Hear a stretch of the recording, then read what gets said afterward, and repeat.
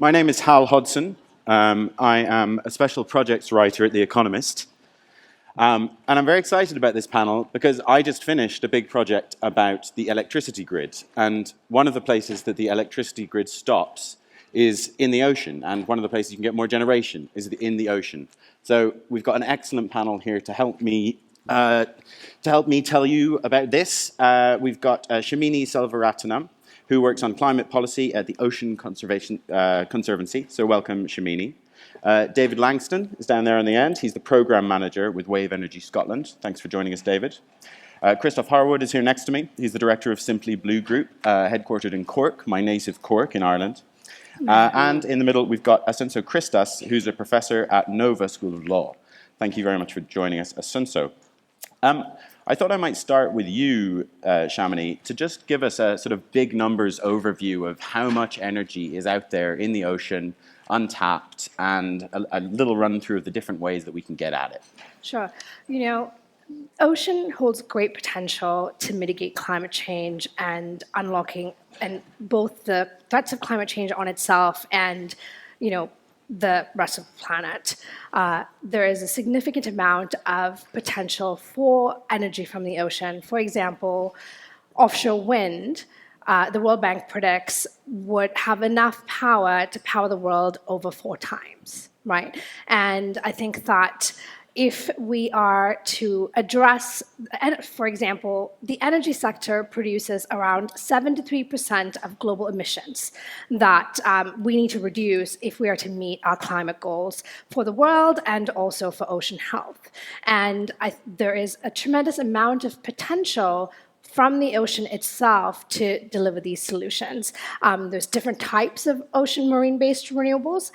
Many of them are, advancing. Some of them are nascent technologies, but there are many technologies that are at quite advanced stage that, if deployed, would be able to provide us with the kind of energy that we need without using polluting fossil fuels.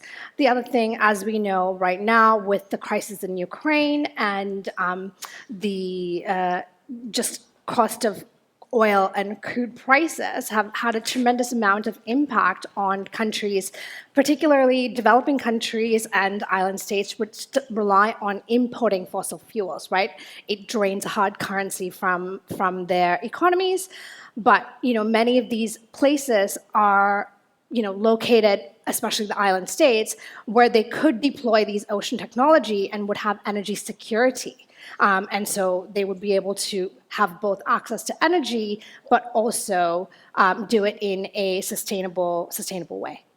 Wonderful, thank you for that kickoff. Offshore wind is obviously the biggest one. It's the one that's been most successful so far. But David, tell us a little bit about the kind of trajectory for wave power. I think we are in the country that deployed a wave power project, if not first, then very early and very publicly, and it didn't maybe go so well. But tell us what the trajectory has been and where we are now, because my understanding is that wave is coming back to some extent. Yeah, in Portugal, there's been basically 3 devices. There was the Pico device in the Azores, 3 Polaris devices, but also a wave roller device. But yeah, we are funded by the Scottish Government, and our remit is to support the development of wave energy technology. And we do that through a series of pre-commercial procurement programs. To date, we've committed around £50 million to that end.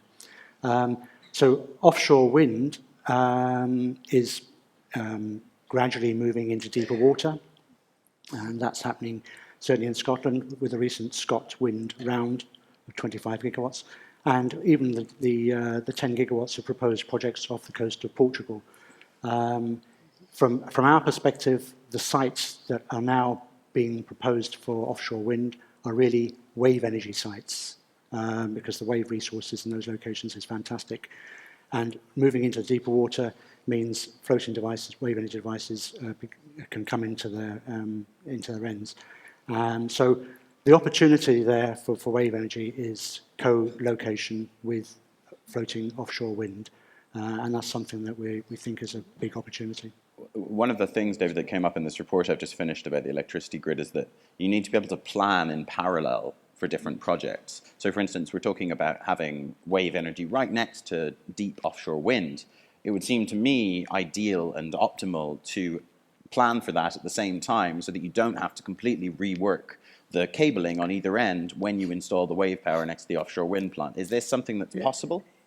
I think it is. I mean, the level of, I mean, you could co-locate and have them separate projects, and you can move right into being very, very intimate. In fact, combining the structures with the floating wind structures. So that might be the ultimate goal, to reduce the cost. But ultimately, using the space sensibly makes complete sense. But yeah, I mean, maybe ultimately that would be the way to go. I mean, I think initially the risk profile for the existing wind developers may be a little bit difficult for us, for Wave to be that intimate. But ultimately, that would be the goal. Yeah. Assunto, tell us a little bit about the Portuguese case. You were a minister for many years with this kind of thing in your portfolio. If you could, I think it would be really useful to me, and I'm sure to the audience, to hear a little bit about Portugal's history of offshore energy, whether it's wind or wave or what have you. And now you have 10 gigawatts in the pipeline, which is an enormous amount. Right now, we are in the public consultation for, I guess, 6 or 7 different areas that altogether sum up to 10 gigawatts for offshore wind aeolic energy. But the most relevant fact, I guess, in Portugal is that we're trying for so many years to wave energy projects to find out different technologies to use oceanic energy. And from my point of view, well, I'm a lawyer and I work in a law firm that is VDA, and I have right now also another point, very relevant point of observation, that is to see things moving. And one critical issue that was just pointed by David is co-locate things, make it possible to have different activities in the same kind of areas. Why? Because once we are using one area for wind energy or for wave energy or for aquaculture or whatsoever, we are actually taking this area off for other uses, namely, and we've been talking a lot about these, fishing communities or even shipping lines and whatsoever. So if we can co-locate different things, for example, right now with these potential areas for wind energy, if we can combine these areas not only with wave energy, but right now in Portugal we have another project that is testing and working in that part. I guess it's the 3rd or 4th different project with a different technology, so always testing, always trying to get to something that will be scalable at the commercial stage. But meanwhile, try to have a broader view on that, even for conservation. Once we have some areas dedicated to building these towers, these engines, if we're talking about deep waters, we're talking about mooring lines, so we will not have something embodied in the sea bottom, just mooring lines, of course, with blocks, of course. But anyway, it's not that invasive. And in the water column and in the sea bottom, maybe we can protect that area for something. Those are areas that you will not cross through. So we might put there something that at the same time means carbon sequestration, for example, if we're talking about seagrass. So in the Portuguese law, and that was prepared when I was in government and it was approved by a huge majority in the parliament, what we want to promote is the same space being used for whatever you can think about that combines.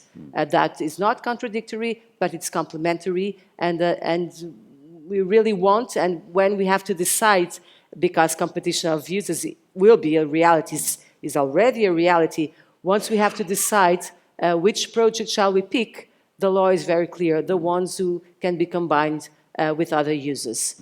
And I guess that is something that is really important, because it clearly gives an incentive for different areas to bring together their expertise and to try to do complementary activities. So wind with waves, with protection of the sea bed, with carbon sequestration, maybe with aquaculture, not fish possibly, but algae or bivalves or whatsoever, that can be combined with that. Of course, this needs engineers and this needs scientists, but the law has a part on that.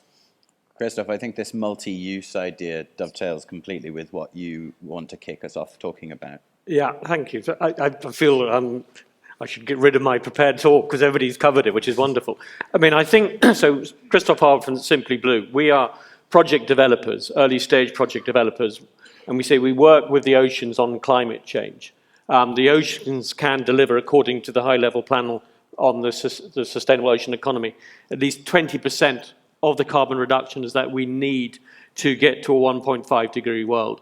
And that is not just energy, it's about decarbonization of transport, it's about ecosystems, it's about aquaculture, getting people off red meat onto low carbon diets, and it is about carbon storage. But as we're hearing, the sea is a busy space, and we find when we try to develop wind farms, and our big thing at the moment is floating offshore wind. We're active in Ireland, here in Portugal, we're in the Baltics, we're in the United States, is of course, the sea actually is a busy space. People think it's a vast ocean and nothing happens in there. All of you in this room know it's a busy space. And therefore, what is the challenge is to make the most of the space taken up by a wind farm. I don't know, can anyone, who's been on an offshore wind farm? Can you put your hand up if you've actually been on an offshore wind farm? A few. So if you imagine, for those of you who haven't been there, if you imagine you might be 35 kilometers offshore, you can't see land, you're trying not to be seasick if you're me, and you've got this vast wind turbine which could be as tall in time as the Eiffel Tower.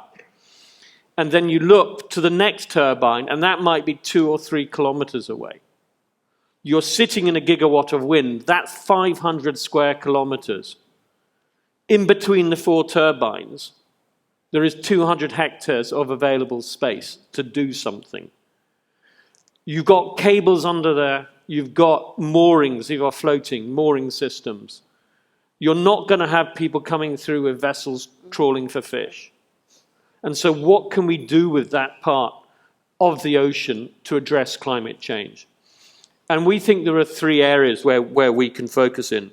One is around more energy, wave, as David has said. You could also put storage solutions out there. Floating solar, really interesting new technology coming in.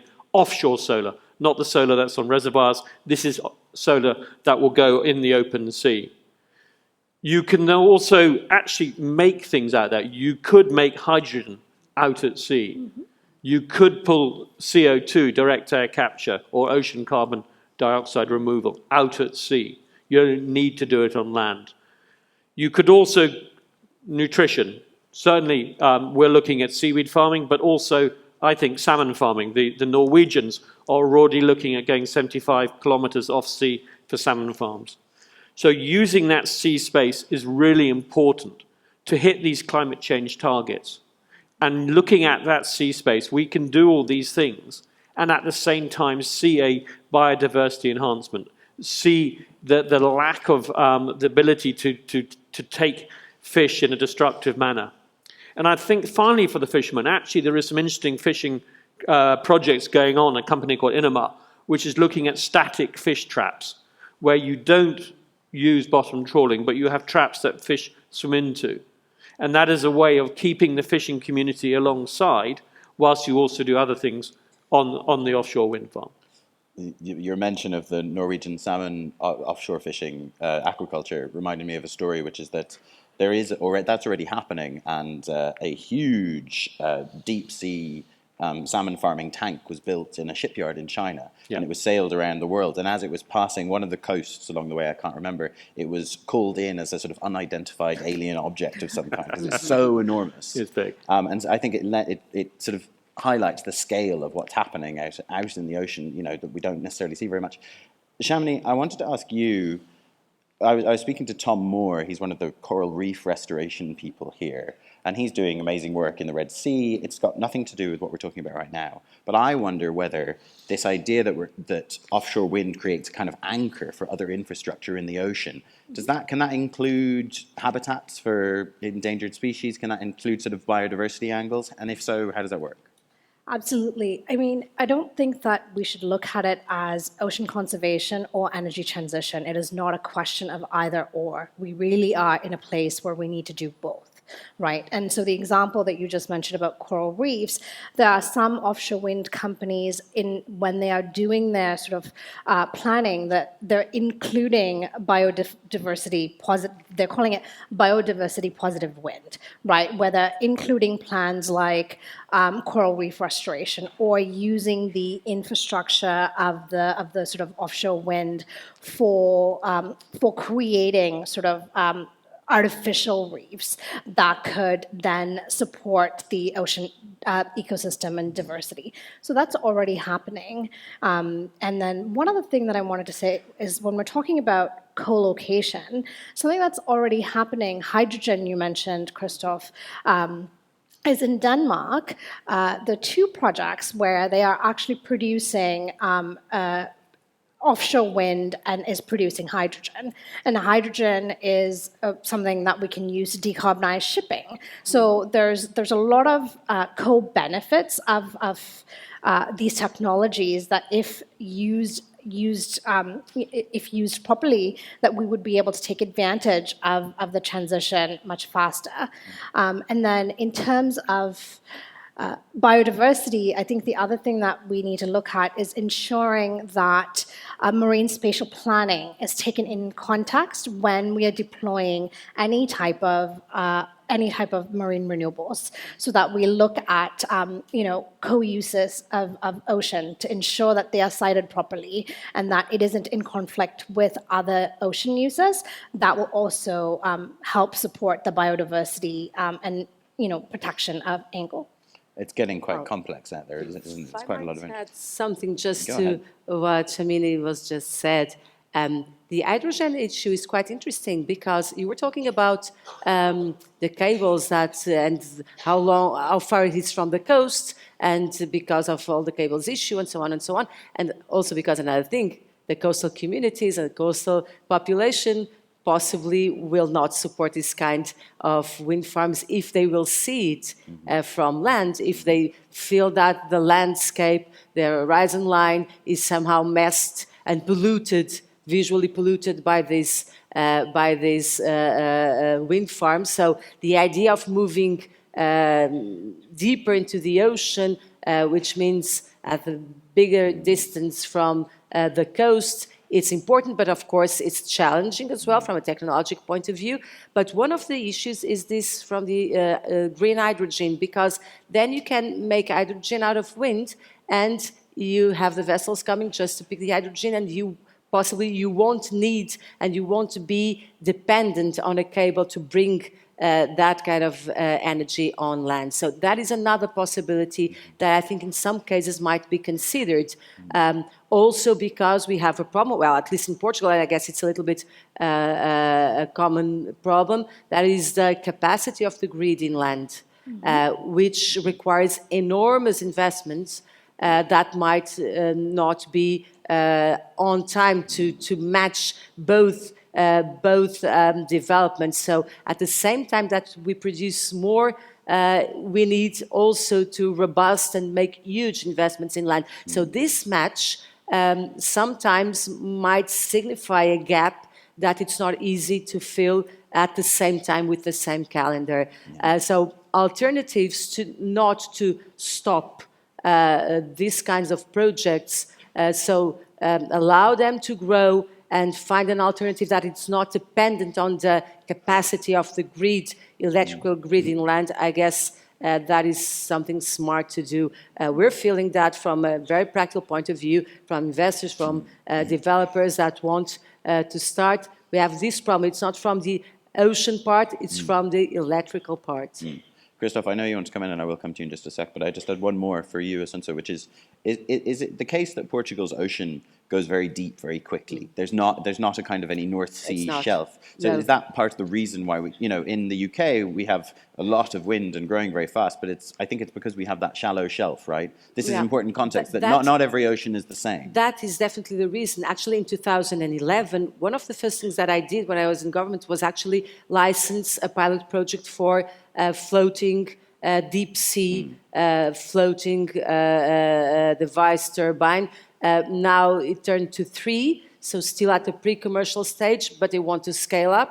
And there are other technologies that want to be tested in Portugal for the same use, so deep water. And that is because of our geography, of course.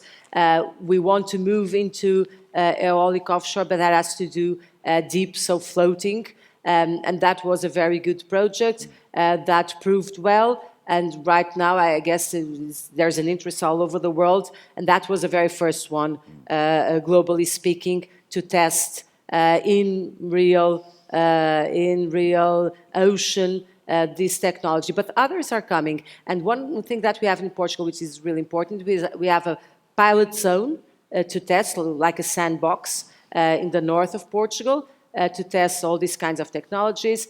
And right now we have new legislation to promote this kind of technological free zones, which means make it easier from the different point of view, licensing and so on, to test different technologies and different solutions, which I guess it's really important when we want to combine very different uses. So try to test that first at a smaller scale in these sandbox areas, and we have quite a few, and others are being built in Portugal, and then move into offshore and far away from the coast, wherever you can do, we can do there. And that has a good advantage. So that protects the fishing communities because they will not go that far away. Mm-hmm. So also this relation, which is always very difficult with the fishing communities, will be easier if we try to locate these different new uses a little bit out there in the ocean, in the deep ocean. Gotcha. Thank you, Christoph. You've been waiting to get a word in. No, I just want to pick up on one. What we have to realize is, and you built on this with floating wind, is we're actually in quite deep water, 80 to 100 meters, and therefore the sort of biodiversity opportunity is different to the fixed, where you're much closer in much shallower waters. I think one of the opportunities is around the cable to shore. So when there's a cable to shore, then the coral reefs, you can look at artificial reefs along the route. So I wouldn't assume that just because you've got a wind farm there, you're going to get a massive biodiversity coming in, because it really is clearly dependent on where it is. And the further offshore we go, the reduction in biodiversity uplift will come. I mean, a lot of it will come from just not having fishing in there. But some of the recovery activities are more suitable to the nearshore fishing that's going on. Gotcha. And I should have said, if anybody has any questions, you can either put them in the Slido or throw your hand up now, and I'll come to you and we'll work it into the flow of the conversation. If the mic could come to this gent in the front, that'd be great. David, wave energy is kind of the bit that hasn't happened yet, right? And I remember... It's happening. It's happening. It is happening now. Now is the time. I remember reporting on it years ago, and there was just this infinity of different designs. There were so many different ways to do it. There were worms on the surface. There were up and downy things. There were just everything. Yeah. So what is there a sort of convergence on one design solution, or a few that seem promising? It's an interesting issue because from the perspective of companies wanting to invest in the technology, they want to see convergence. At the same time, for early technology, investors want IP to be protected. And so new companies, small SMEs are coming up with new ideas and then protecting that idea. And so the early investment is forcing divergence, but for technology to move on to mass deployment, it needs convergence. So you end up with a VHS situation. And I mean, with tidal, it's 2 or 3 bladed horizontal machines. With wave, it's not. But part of the issue is that the waves are very complicated. There's lots of different movements in the waves and different ways of capturing it. But I think it is now closing down, and certainly we are actively looking at closing down avenues and focusing the money in on those areas which show the best promise, and that's key factor. Well, why don't we come back to that in a minute? Why don't we let this gent in the front ask a question? Peter Neal, World Ocean Observatory. I'm always curious about what we don't talk about. Yesterday, for example, there was a panel on ecotourism in the cities, and nobody actually ever mentioned the cruise industry, which is the biggest elephant in the room, if you're talking about it. Here, I wonder about carbon sequestration. Well, the ocean has proven itself as a sequester of carbon. It's called acidification. My question to you is, Why is it never mentioned? Why has not one of you even mentioned the possibility of geothermal? The ocean is the greatest heat pump in the world. The technology is quite simple. It can be done onshore. It can be done in an adapted reuse of offshore platforms. And yet no one ever talks about it. Yep. Yeah, I mean, I love water heat pumps, big water heat pumps. You see in Glasgow, there's a company called Star Energy that is taking water out of a Norwegian sea and using it to heat a town, cold Norway heating a town with seawater. We've sort of looked at it because one of the things we're developing is an energy park where we'll take the power from a wind farm, take the power ashore, and then with that we make e-fuels, hydrogen, ammonia, synthetic fuels. And for that you need some heat. We're also looking at carbon dioxide removal, direct air capture, for which you need some heat. So what you have is a mixture of components in an energy park. And water source heat pumps from the sea is certainly on the agenda. But you have to remember, these things take 10 years to develop. It's one of those things where we start right at the first day where we go, oh, we got an idea.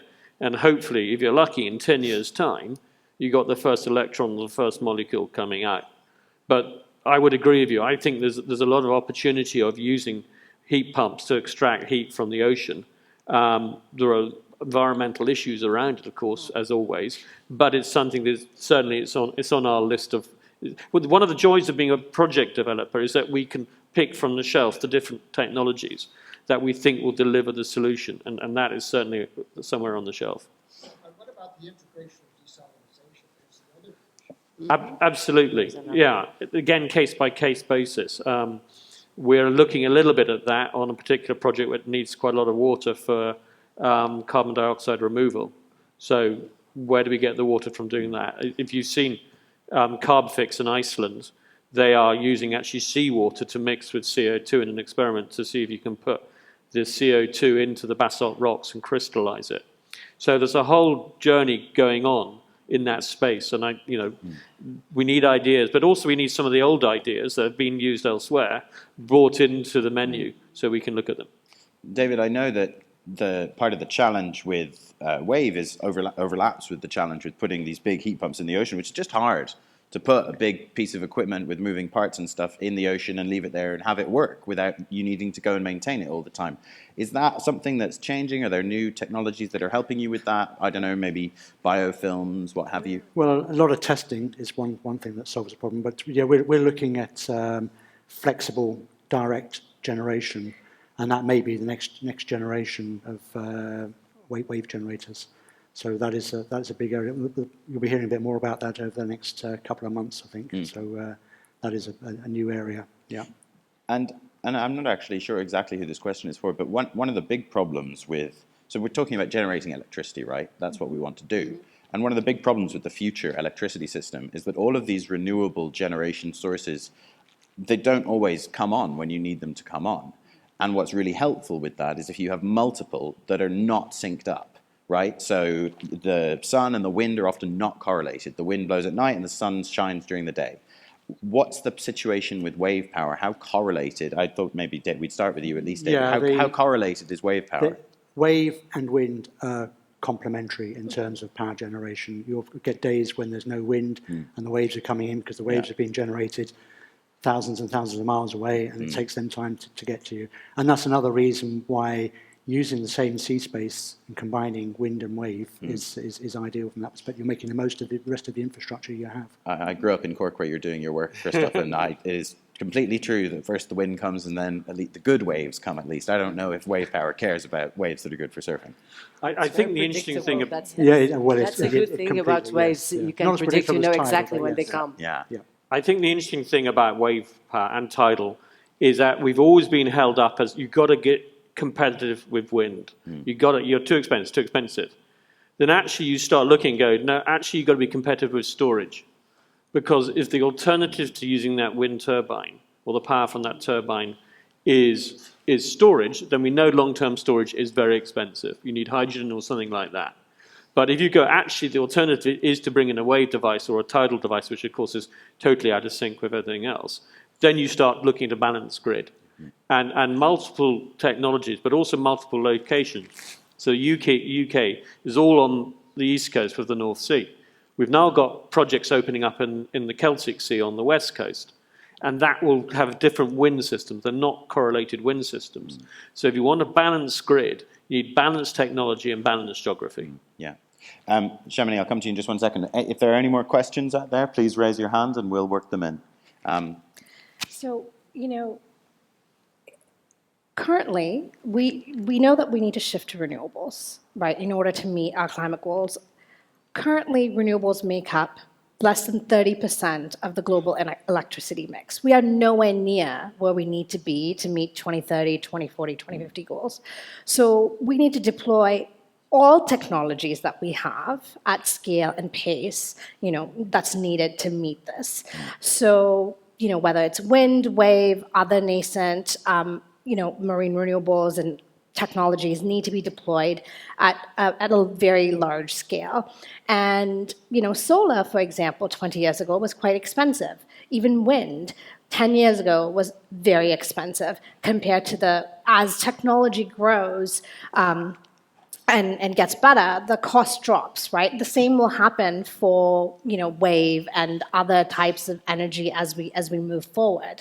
But we can't stop deploying them because they're expensive, or exploring them right now because we don't have the choice to do that, right? You mentioned battery storage.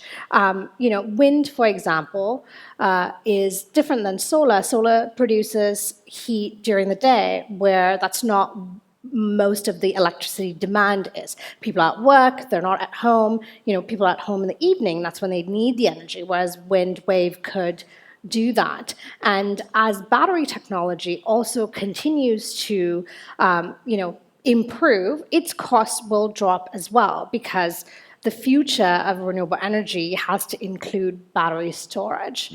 And I think that it's really important for us to understand that we can't discount any of these technologies. We need them all.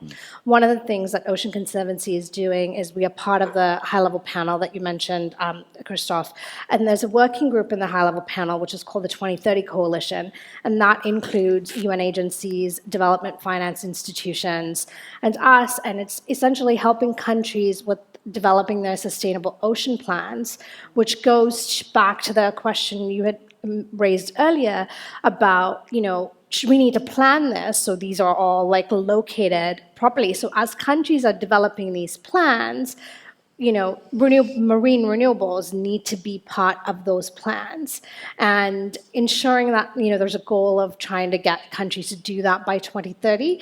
And as this process is happening, I think that there needs to be more collaboration with, you know, private developers and others who are in the forefront of doing this work, so that they can do it, you know, collaboratively with governments. So it's, you know, an ocean plan a country makes an ocean plan, and then they haven't taken into account for putting in renewables. And when that comes, it creates a conflict. To avoid that, I think that it's really key to have this broad collaboration between the public and private sector to ensure that happens in the kind of way that we want to see it deployed. Asinta, did you want to come in on this? Yes, definitely. Well, in Portugal, we have a different experience because we are already in our third national ocean strategy, and each new strategy adds from the previous one. And this idea of having a broad view, which brings together all the different sectors, the most traditional ones and the new sectors. And for example, right now, bioeconomy, biotechnology is something that all of us are trying to push a lot, because we feel that this is a sector that we need to embrace when it comes to renewables. Actually, Portugal, our figure is about 60%, depending on the hydrologic year. It could be 60% out of renewables from electricity. But we still feel that there's a lot to be done. And for me, our key issue was marine and maritime spatial planning, make a proper law on that, make an administrative procedure quite clear. So we have two tracks. One is with a public initiative. That's what is happening right now with these areas for wind energy. And another one is private initiative. So we have a track for private initiative. Once we know that sometimes, and a lot of times, the novelties come from the private sector, and the public sector must be opened to these new ideas, new locations, and of course this is very transparent with public consultations and so on and so on, but there's this double track, so if you have a good idea, if you need a space to do it, you can come to the public administration and say, this is what we want to do, and then it will be an open discussion and so on and so on. But this idea that we need to make something workable for the different sectors in a very dynamic perspective. We're talking about desalination. It's a question for Portugal. Right now we have projects on that trying to move into that part as well, because we will have a structural drought. That is something that we know from climate change previews. But again, hydrothermal in the Azores, we have quite a lot of that, but in the Azores we have also the conservancy issue, and the archipelago is pretty much engaged with conservancy, so how can we balance everything and make it work together? I guess it's clear procedures with clear regulation and with openness to this dynamic process, and I guess that's what we have in Portugal, at the legal part and at the strategic part as well. But still we need more people coming in, and what we feel from a practical point of view is that we're still looking at projects at this development stage. There's a lot of work to be done to move into commercial stage and into big operations. Go ahead, Christoph, but just while you do, like, if you could think as well and tell us a little bit about just how easy or difficult it is to access capital for we're talking about a kind of a range of things, some of which are already happening at a big scale, presumably that's easier to get money for. But then there's other things that, kind of maybe haven't happened anywhere in the world yet, and, how do you pitch those? How do you think about financing those? Okay, just a quick part on responding to that on role of government. The question is on the seabed, who owns the seabed? And when wind farms get leases on the seabed, they generally get a lease to operate the wind farms. They don't own the 500 kilometers there.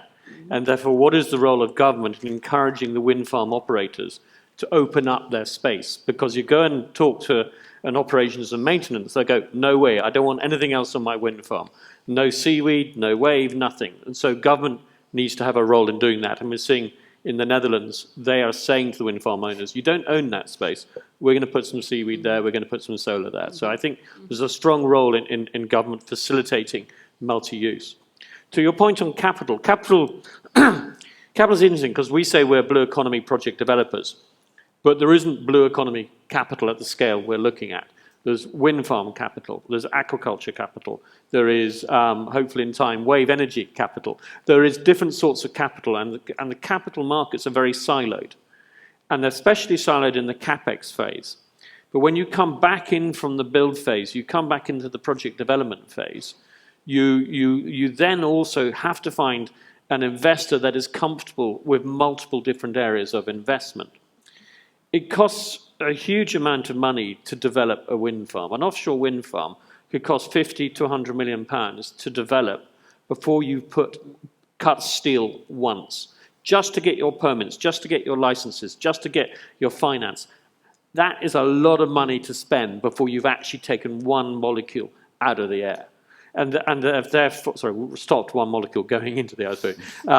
So this is a crucial issue, and therefore you need capex. The way we work is we are an early scale project developer, and we get the project to a stage at which we can then bring in strategic partners. So in our projects in the United States and in Wales, we have done a joint venture with Total Energies. They've got capital, they've got experience. In the North Sea, we have done another joint venture with Ørsted, again, very experienced. And our role is to get it comfortable so that the big guys come in and go, right, okay, you've taken it so far. Now, we're trying to do that in Wave, and Wave, we're doing a couple of small projects, 5 megawatts. We are having to go around and talk to lots of different people about financing wave energy. Because people like wind, they're beginning to like floating wind, wave. We think we will find it, but we need to talk to quite a few people. But the money comes from the oil and gas sector. That's my guess. Because well, that's we nice the that, pressure. yeah. That's the pressure. That's where the money is. That's what needs to be stopped. And with all these regulations, at least from a European point of view, the ESG regulations, the 1.5 target, and so on. But The capital will the move challenge is that the because oil it and will need to gas, diversify. oil and gas they're making so much money in oil and gas, such high returns, that the returns you get in renewables are really just not the same. So their investors, they look at their cost of the cost of capital and go, you need to keep going in oil and gas because you make more money in there. And there's quite a thing, there was a thing in the FT last week saying, well, no, The Economist had an article which said if your renewables needs to make money to be successful, and hallelujah to that, because if we don't make money, we will not get the billion. We need $1 trillion a year to come into this sector. If the industry does not make money, it will not come in. And so please carry on writing articles like that, because that's what we need to get across. Shamini, I will give you the last word. We are on the verge of, well, we have run out of time, but I just wanted to check if there's one more question out there. I will take it. I don't see one. You're going to have to scream at me. No, so Shamini, I'll let you have the last word. So I just want to say that in terms of oil and gas making money, it's because the world subsidizes oil and gas to the tune of $1 trillion, right? That's the latest figures. UNDP did this entire campaign on it last year, and IMF came up with the numbers.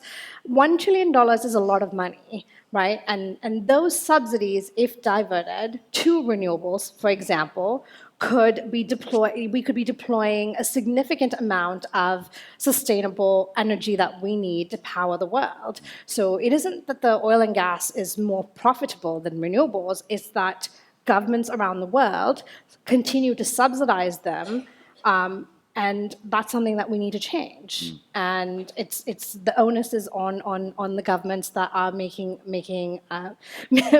these decisions, right? If they want to do things better for the people and the planet, then they have the power to do that. Yeah.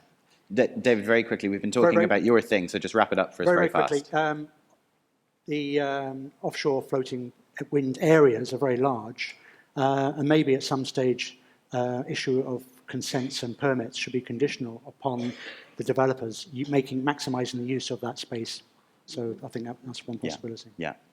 I mean, at the end of the day, there's a lot of momentum towards building these huge networks spanning oceans and continents that are going to move energy around, and it is happening. I think I see a huge amount of momentum, and it's been fascinating to learn a bit more about it all from you today. So yeah, please join me in thanking our panelists, and I think I'm handing over to Zani again. Thank you. Thank you.